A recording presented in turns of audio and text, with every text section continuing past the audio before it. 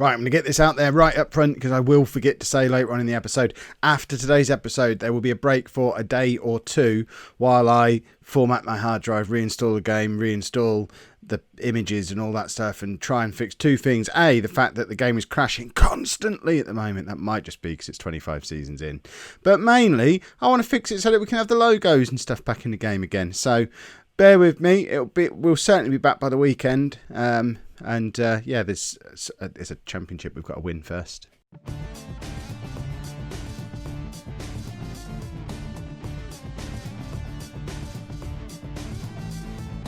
Hello and welcome to part 52 of the Bolton battle. I'm Kevin. Coming up on today's episode, we're going to win the league, hopefully. We've got our final two league games of the season, at home against Gillingham and away against the mighty POSH. You know all about this. You've seen the last four games happen. We don't need a recap on that. A reminder of the situation as it stands. 2 games to go with 6 points clear at the top, and we have 10 goals better offness on the goal difference. There's probably a better way of saying that. Bottom line, we have to lose spectacularly twice to not win the league.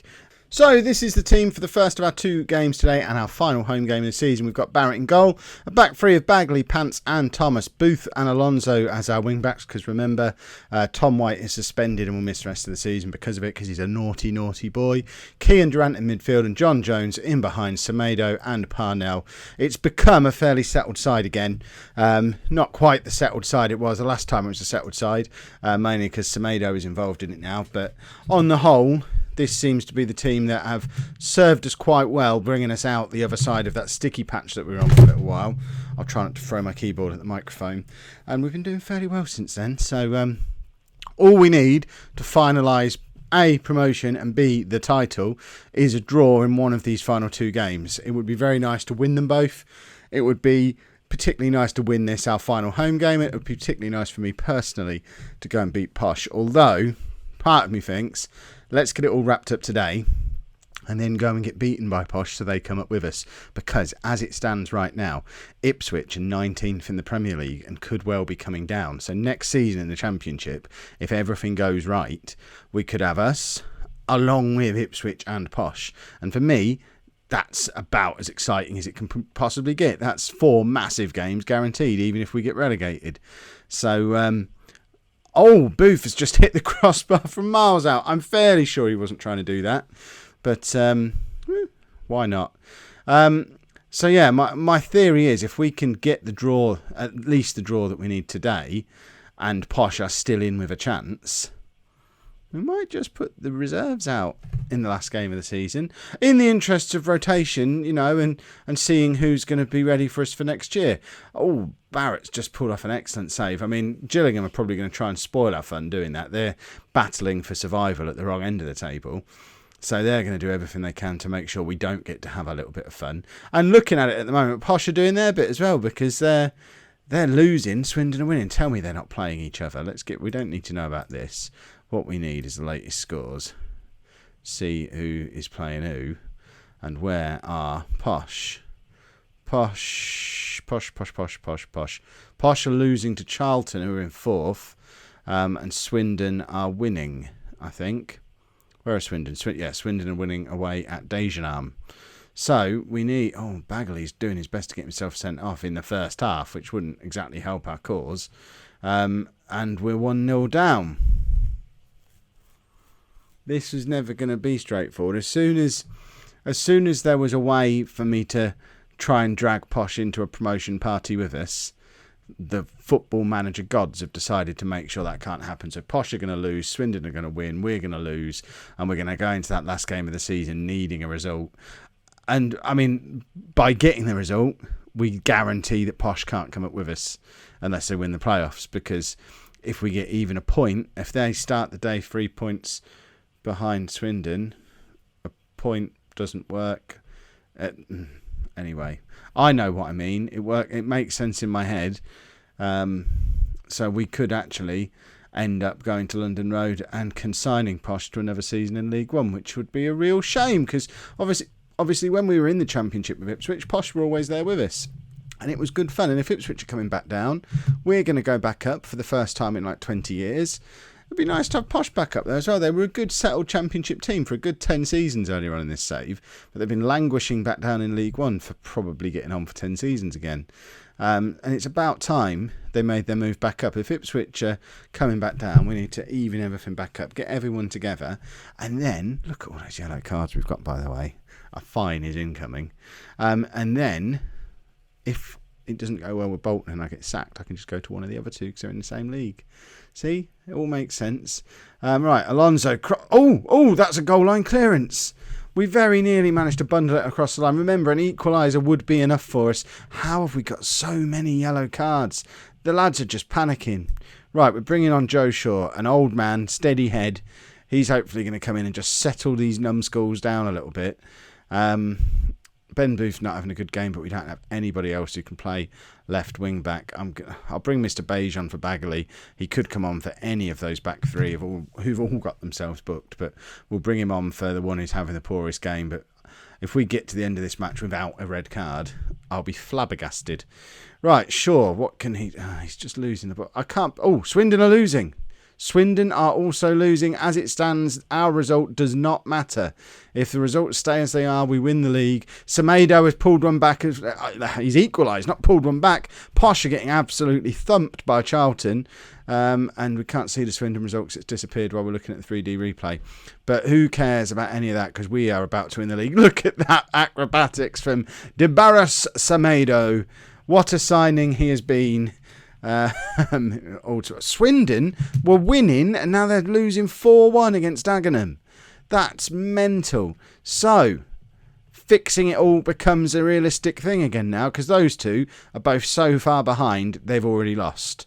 So now we're going to win the league regardless. It doesn't matter what goes on in this game. We'll try and win it anyway, but regardless of the results anywhere else, we win the championship today, unless something ridiculous happens in one of either the Swindon or the Posh game. So, away against Peterborough next weekend, we are going to stick the youth team out. And we are going to try to lose, and we are going to try and get Posh promoted with us. Because why on earth should we not do that? Give me a reason. Let me know in the comments why that's a bad idea. I can't think of any reason why not. Especially because most of this team is probably going to be suspended that day anyway. Semedo's through here. He had every opportunity to put us into the lead and finish us off on our final home game of the season with a win, but it doesn't look like we need it. We've got the draw we set out to get at the start of the game. In addition to that, everyone else has been spanked. We win the league. Huzzah, huzzah, ticker tape parade. We're in the blooming championship. This is ridiculous. We could be playing Ipswich in the league next year. Who thought that would be happening so soon? Right, let's have a look. Do we get a budget? That's what we want to see, because the club are massively in the red. There you go. We've got promoted. Huzzah, huzzah. Very good. Very good. If I don't have 100% job security and legendary status after this, I don't understand how this game works. We've been fined for not looking after it. Here you go. Initial budgets. Goodness me, we've been given £1.5 million to spend. We don't have £1.5 million. We're massively overdrawn and we're moving into a stadium half the size of the one we've got now. This board are morons. Right, let's just have a look at the club. Am I a legend yet?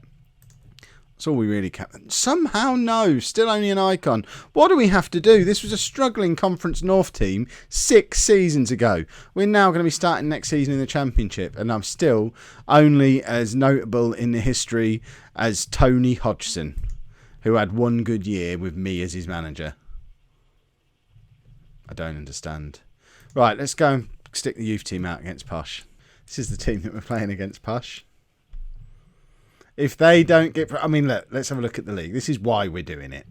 Because, as it stands at the moment, they're level on points with Swindon, but need to make up 4 goals worth of goal difference. Swindon are at home to Wrexham, who still have a chance of getting into the playoffs. There's every chance Swindon might not win, in which case Posh should beat us and get promoted anyway. If Swindon do win, Posh need to win by 4 more goals than they do. So we're basically going into this trying to get beaten 6 or 7-0. Just to try and get Posh up with us. Obviously, if it gets part way through, and in fact, let's just clear the bench and have some good players put on the bench. So clear subs. And we want to fill picked players, but we're going to put Matthew Crabb on the bench because I wanted him on the bench.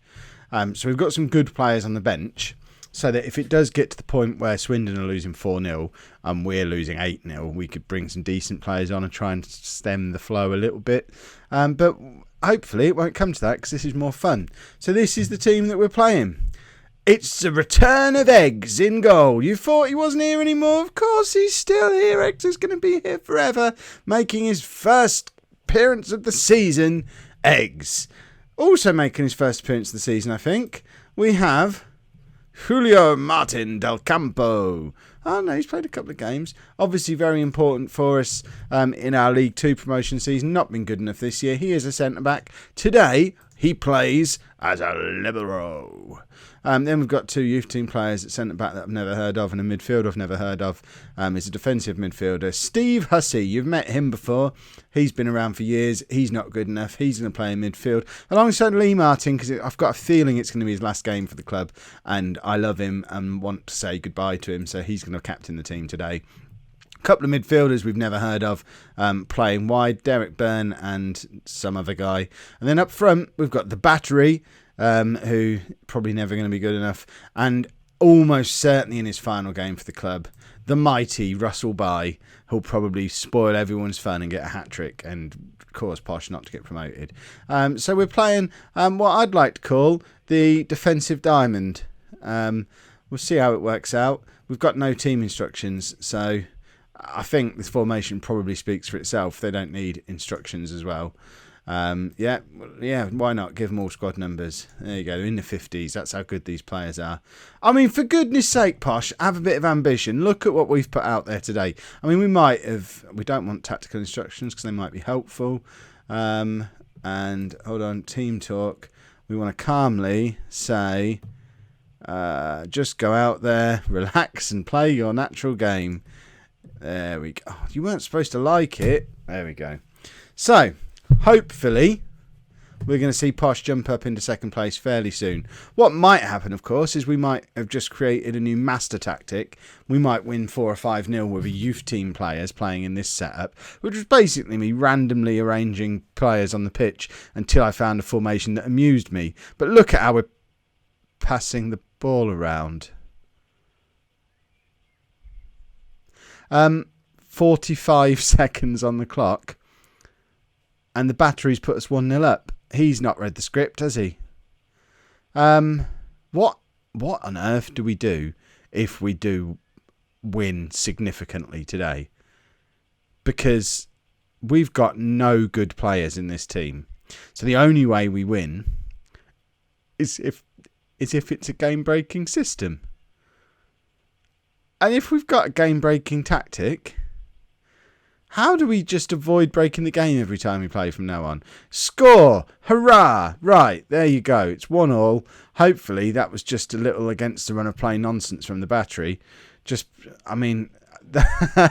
I was in shock there. Look at that. That's our sweepers out of position. We've got no fullbacks. That's exactly what we were looking for from the tactics today. Eggs pointing beautifully at the ball as it goes past him into the back of the net, as only Eggs can. Right, what's going on in the Swindon game? They're still drawing. Posh are now drawing as well. We need to throw away... In fact, what we should probably do, let's contain. We'll focus on defending. Because, we've got such a good defensive setup. What can we add as instructions? Hold on. Add as instructions. Let's have a high defensive line. Let's use the offside trap. Why not play wide? We'll play out of defence. We'll be more expressive. And we'll roam from positions. We'll look for overlap. Try and get those centre-backs overlapping the midfielders in front of them. Yes, there you go. We're losing now. Swindon are winning as well, though. This is where goal difference comes into play. Right, we're not interested in replays today. What's going on in the Swindon game? I was looking at tactics for so long. Swindon are only winning 1-0. So if Posh can get another 3 or 4 goals, let's have another one before half-time, lads. Come on, beat your man. He does. It gets past him. That's 3-1. This is more like it. Right, we just need a couple more now. This is the most surreal game I've ever played in. But we need to get Posh promoted with us. I want Bolton, Posh and Ipswich all in the same division together. Look at that. I mean, Eggs didn't even need to point at that one. He knew it was going in. He didn't feel the need to point.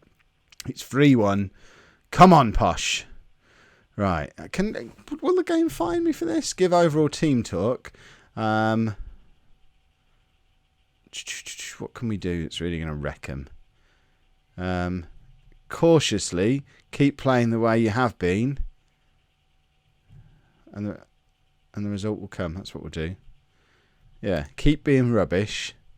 Yes, there we go. That's what we were after. Everyone's now switched off. How can we further break this? Let's make it very fluid.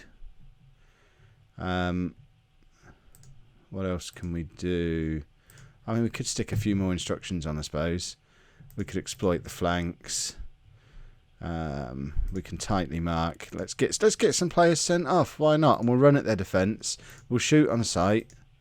There you go. Come on, Posh. There you go. Eggs!